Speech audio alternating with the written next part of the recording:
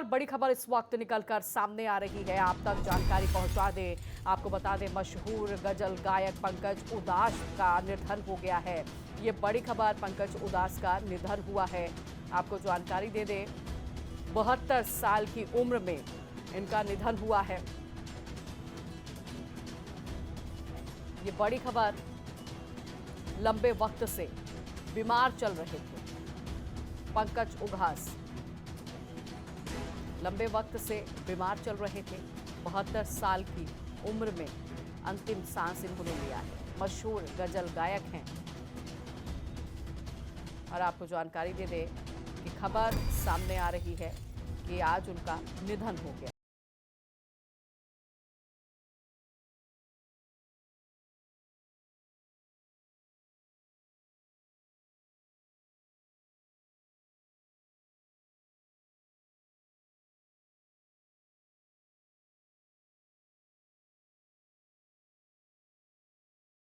जाने माने हस्ती थे, मशहूर गजल गायक थे पंकज उधास, जिनका निधन हो गया है आज। ये बड़ी खबर बता रहे हैं आपको, 72 साल की उम्र में निधन हुआ है।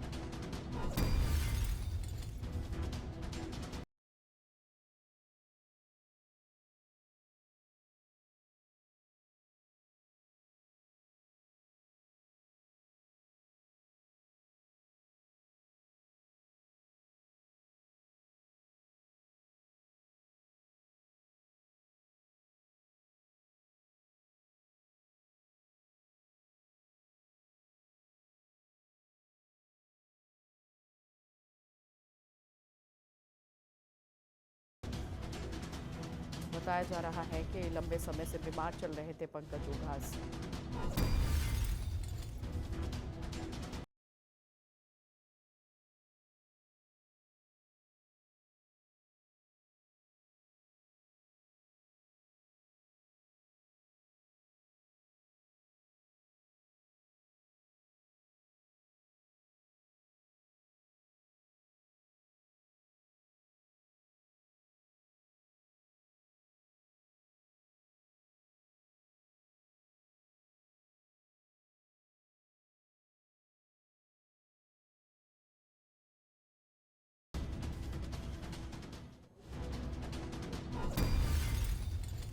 तमाम ऐसी गजलें उन्होंने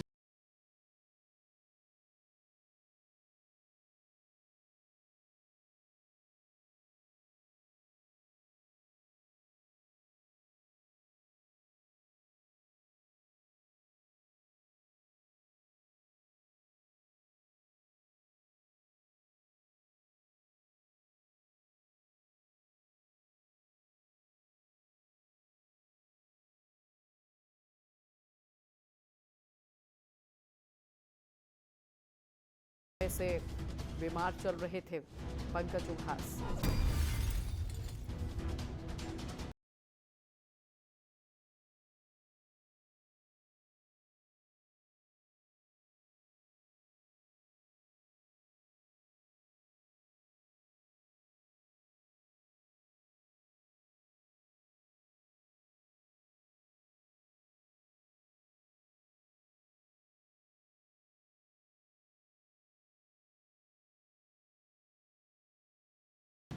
हमारे बीच अब पंकज उधास नहीं है। लंबे समय से बीमार चल रहे थे।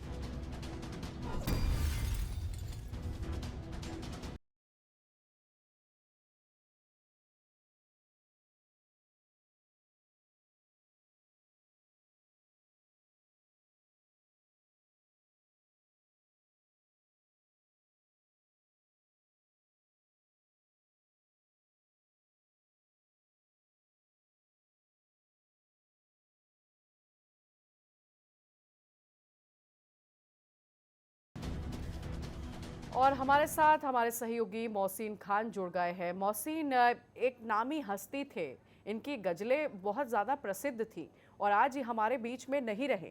क्या वजह बताई जा रही है, कैसे निधन हुआ इनका? देखिए सिमरन, संगीत जगत के लिए एक बहुत ही दुखद खबर है। एक युग का अंत हुआ है। गज़ल की नफासत, नज़ाकत और अल्फाजों की अदायगी क्या होती है, जी। ये पंकज उधास जी से बेहतर कोई नहीं जानता था। उन्होंने जितनी भी गज़लें गाई, जितनी भी उन्होंने गज़लें लिखी हैं, उनका एक अर्थ हुआ करता था। मैं आपको याद दिला दूँ, आप सभी ने फ़िल्म देखी होगी, नाम उसमें एक बड़ी बेहतरीन सी गज़ल थी, चिट्ठी आई है चिट्ठी आई है। और जब वो अपनी आवाज़ को एक पूरे एक रिदम में लेकर जाते थे और कहते थे कि बड़े दिनों के बाद हम दें वतनों को याद, वतन से चिट्ठी आई है। तो पंकज उधास गीत गज़ल का वो नाम थे जहाँ एक नज़ाकत दिखाई देती थी, जहाँ एक नफासत थी। तो एक बड़ी दुखद खबर है, एक युग का अंत हुआ है और संगीत जगत के लिए इससे बड़ी दुखद खबर नहीं हो सकती है। और सिमरन, ये बताया जा रहा है कि पंकज उधास जी पिछले लंबे समय से बीमार चल रहे थे और मुंबई के एक हॉस्पिटल में भर्ती थे। 72 साल की उम्र में उनका निधन हुआ है। लेकिन जब जब हमने उन्हें सुना है, आज भी ऐसा लगता है कि उनके गज़लें ज़िंदगी को एक नई आयाम देती है। और मुझे तो याद आता है कि कहीं ये कह जाएं कि बिछड़ा कुछ इस तरह से कि रुत ही बदल गई, एक शख्स पूरे शहर को वीरान कर गया। तो एक वीराना सा आ गया है। मेरे साथ मेरे सहयोगी हैं सिमरन, जी। अश्विन है। मैं तफसील से, हम इसलिए आज न्यूज़ रूम से बात कर रहे हैं क्योंकि संगीत जगत को इससे बड़ा झटका नहीं लग सकता, इससे बड़ी दुखद नहीं हो सकती है।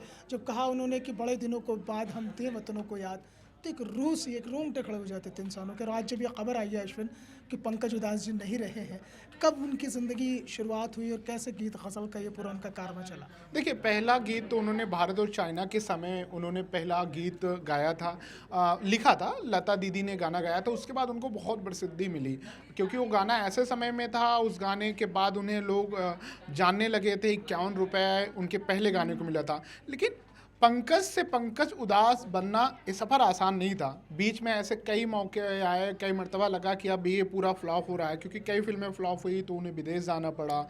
फिर लेकिन एक समय ऐसा भी आया कि राज कपूर जैसे लेजेंड जब उनका गाना सुनते हैं चिट्ठी न संदेश, तो आंखों से जो धारा बहती है, रोने लगते हैं। तो ये पंकज की लिखावटी थी और उनके संघर्ष की जो कहानियाँ थी, जिस तरीके से वो देशभक्ति के गानों को भी पिरोते थे, हर कोई सुनता था देशभक्त तो कनेक्ट करता था।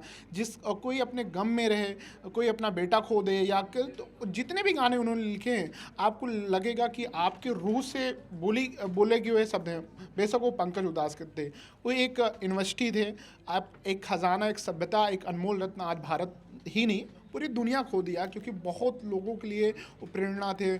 चलते फिरते एक किताब थे जहाँ से सीखा जा सकता था। यकीनी तौर पर जो हमने देखा है उनकी गज़लें, चाहे लिखने की बात हो, चाहे गज़लों को गाने की बात हो, उनकी जो अल्फाजों की अदायगी थी और जिस नज़ाकत के साथ वो हारमोनियम पर अपना तार तम में बिठाकर उस गीत और गज़ल को कहते थे, एक अर्थ निकल कर आता था। और उन्होंने गज़ल को उस वक्त में भी ज़िंदा रखा है कि जब कान फोड़ो म्यूज़िक चलता है, और उस वक्त में भी उनकी गज़लें सुनी गई और उन गज़लों को वो ज़िंदा रखते चले गए। लेकिन एक रोचक किस्सा मैं बताता हूँ। उन्हें उर्दू नहीं आता था, गज़ल उनको बंदूक की नोक पे उनसे सुनवाई गई थी। उसके बाद में वो शादी भी मुस्लिम लड़की से की है। घर में आपत्तियाँ हुई, लेकिन सबसे ज़्यादा उनकी जर्नी से देखा जाए कि उन्होंने सफलता भी देखी, असफलता भी देखी, लेकिन डगमगाए नहीं। जैसे आजकल बॉलीवुड में कई सारे आप किस्से सुनते होंगे, कई फिल्में फ्लॉप हुई, उसके बाद वो दुनिया ही छोड़ के चले गए। तो वही कह रहे हैं कि आपको उतार चढ़ाव की ज़िंदगी में होगा, आप अपने लाइफ को कैसे बैलेंस करते हैं। और इतना बड़ा नाम कि आज हम आप चर्चा कर रहे हैं, तो उनके पीछे जो पूरी कहानी है, उनकी जो जर्नी है, बहुत कुछ सिखाती है। और आपने जो उनके कहा शब्द, जितने भी गीत हैं, कुछ को तो उस समय, अब हम OTT और सोशल मीडिया पे आ गए हैं, लेकिन जब सफ़र था, ना OTT था, ना सोशल मीडिया था, तब जगह बनाना बहुत चैलेंजिंग था, बहुत मुश्किल था। और जब वो कैसेट्स में आया करती थी गज़लें और उसमें उसको रिकॉर्ड करना, वो आपके पास टेक्नोलॉजी नहीं थी, वो साउंड सिस्टम नहीं थे। अब तो बहुत कुछ बदल गया। उस वक्त में गज़ल को लेकर आना और उस गज़ल को ज़िंदा रखना, ये अपने आप में बहुत बड़ी बात थी। पंकज उधास जब कहा आता था नाम, तो ये कहते थे कि बे गज़ल का सम्राट आ रहा है। बिल्कुल। और जैसे शब्दों को पिरोते थे, जैसे शब्दों का बिल्कुल कॉम्बिनेशन था, मोहसिन और जोड़ते अश्विन, थे, देखिए वो कमाल गजल के सम्राट थे और यही वजह है कि उनके द्वारा लिखी गई गजलें जो है हर एक दिल में अभी भी बसी हैं। फिलहाल आप दोनों सहयोगियों का बहुत शुक्रिया करूंगी बातचीत करने के लिए।